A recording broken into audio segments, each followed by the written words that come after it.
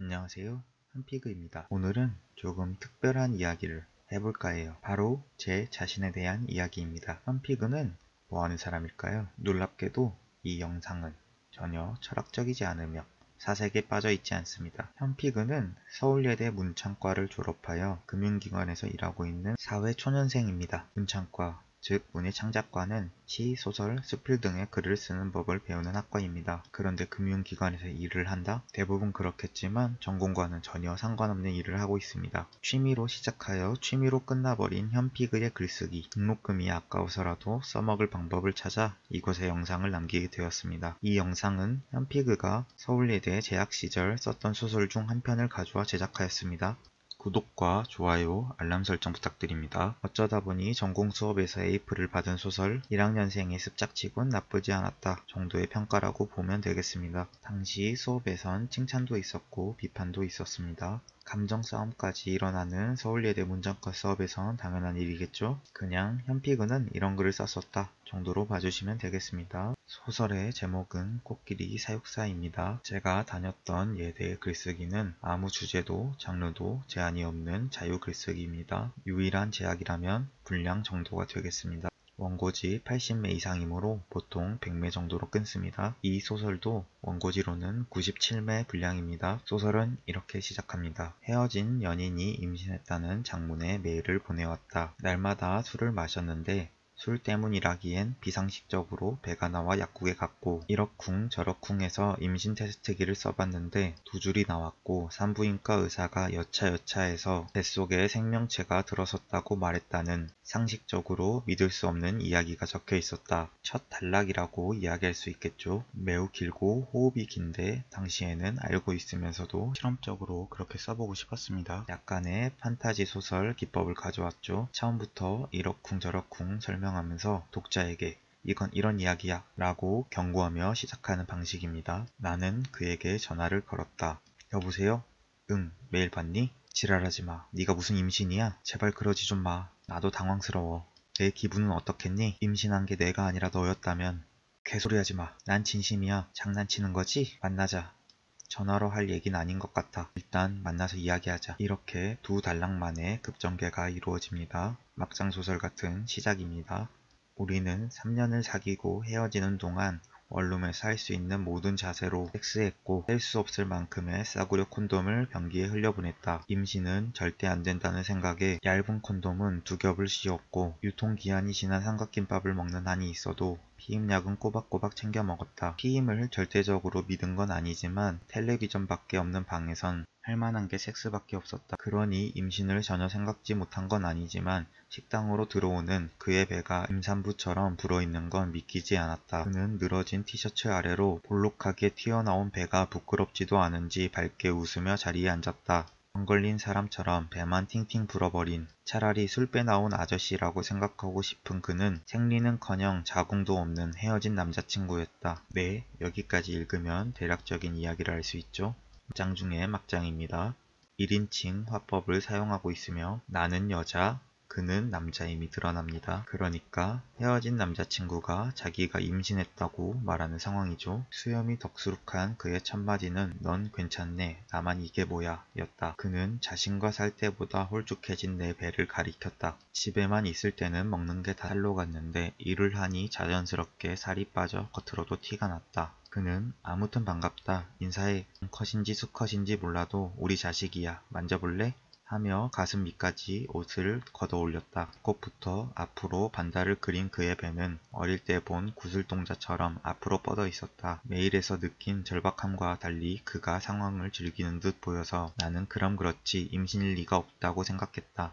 혹시 몰라서 남자의 임신 가능성을 인터넷에 검색해본 내가 바보처럼 느껴졌다. 그는 내가 자신의 말을 찰석같이 믿는 줄 아는 듯 했다. 배가 어떻게 나왔는지는 몰라도 초음파로 찍었다며 시꺼먼 배경에 하얀 뭉텅이가 든 사진까지 보여주니 믿는 척이라도 해줘야 하나 싶을 정도였다. 나는 속을 꽉 채운 그의 배를 본 탓인지 업무 때문에 점심을 남긴 탓인지 몰라도 갑자기 배가 고팠다. 소설 속에서 그는 나가 임신한 부인을 버린 남편이라도 되는 양 떠들어댑니다. 나는 물론 그의 말을 믿지 않으며 그의 의도를 파악하려고 노력합니다. 돈 때문이라고 예측하죠. 아니나 다를까 그는 계산은 네가 해줘. 우리 아이를 위해 그 정도는 해줄 수 있지? 라며 계산을 시키고 나는 어차피 계산할 생각이었다며 우리 아이라는 단어에 딴지를 걸지 않습니다. 그건 그렇고 대체 뭘 바라고 이러는 거야? 쏘아붙이는 나를 보며 그는 뱃속에 코끼리가 들어섰다나 봐 하며 태연하게 배를 쓰다듬었다. 아, 뱃속에 든 얘가 코끼리라고? 응, 이름은 상식이야.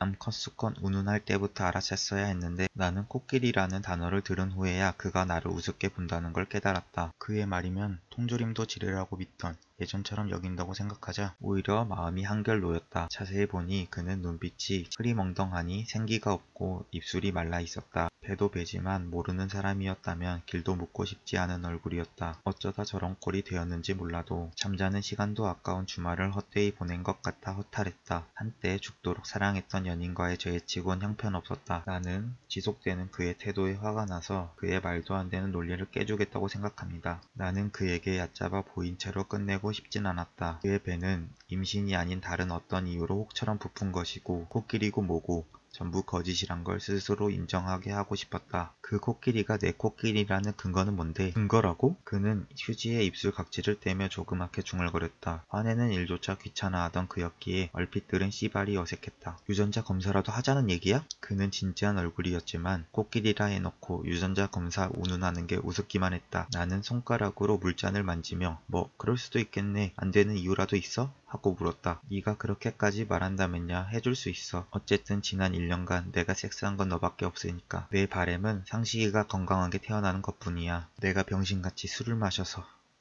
그렇게 말하는 그의 눈은 금방이라도 눈물이 날 것처럼 젖어들었다. 나는 같이 장난치던 친구가 갑자기 울었던 때처럼 조금 당황스러웠고 급기야 그가 자신이 꾸며낸 상상을 진실로 믿는 병에 걸린 게 아닐까 의심했다. 돈을 노리고 코끼리를 임신했다고 거짓말한다는 의심보단 그쪽이 훨씬 그럴싸했다. 그의 말이 적어도 그에게 진실이라면 서로 의지하며 버텨오다 나만 취업하고 어쩌다 헤어지고 또 어쩌다 원인 모를 병으로 배가 불러버린 생활을 견딜 수 없어졌다면 그래서 자기 배가 부른 건 임신 때문이고 그 안에 든 것이 코끼리고 코끼리의 엄마가 나라고 믿게 되어버린 것이라면 나는 사회를 미워하게 될 것 같았다. 여자인 내가 아니라 남자인 오빠가 임신한 이유가 뭐라고 생각해? 글쎄 세상 일이란 게 어떻게 될지 모르는 거잖아. 그럼 인간 남자와 인간 여자가 섹스했는데 코끼리를 가진 이유는? 그 당시에 우린 백수였으니 백수인 코끼리를 가질 수도 있는 거지 뭐. 그래? 병원에 갔다며. 의사는 뭐래? 그야 축하한다고 하지. 그 사람은 내가 미혼인 줄 몰랐을 거야. 코끼리도 여러 종류가 있잖아. 뭐 아프리카 코끼리나 인도 코끼리 같은. 상식이는 무슨 종이래? 그야 아직 안 낳았으니 모르지. 그럼 상식이를 낳겠다는 말이야? 당연하지. 우리가 사랑했다는 증거고 생명인데. 그치만 오빠 그게 없잖아. 어디로 나오려고? 나도 고민해봤어. 의사는 자연분만 할 건지 제왕절개 할 건지 생각해보라고 하더라. 근데 난 웬만하면 자연분만 하고 싶어. 내가 취업만 성공했으면 출산휴가라도 내는 건데 알바는 안 된다더라? 아깝지? 오빠 이렇게 말하는 건 좀 그렇지만 낙태는 생각해본 적 없어?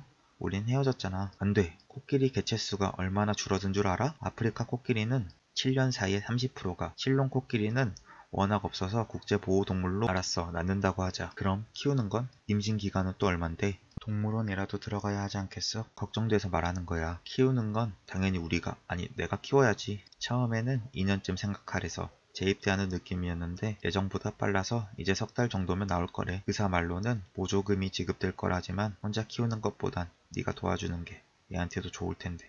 미안, 그건 안 되겠어. 직장 다니는 게 얼마나 바쁜데 코끼리까지 키우겠어? 그럼 우리 상식이에 대한 양육권은 포기하겠다는 뜻이야? 양육권? 응, 양육권. 그래, 오빠 다 가져. 절대 다시 달라고 안 할게. 그래? 그쯤에서 그가 각서라고 적힌 종이와 인주를 내밀었다. 내용은 말한 대로였다. 어처구니 없었지만 나는 지장을 찍었다. 찍었으니까 말인데 사실 상식이가 어느 정도 잘하면 서커스 같은 걸 해볼 생각이야. 방송에도 나가고. 오빤 진심으로 그게 가능할 거라 생각해? 당연하지. 우린 코끼리를 잉태한 최초의 인간이야. 거기까지 말하고 그가 내 옆자리로 옮겨 앉았다. 앉아봐. 너도 느껴질 거야. 그는 손을 끌어당겨 자기 배에 가져다 대게 했다. 나는 지장도 찍은 마당에 해주고 말자는 식으로 그의 배를 쓰다듬었다.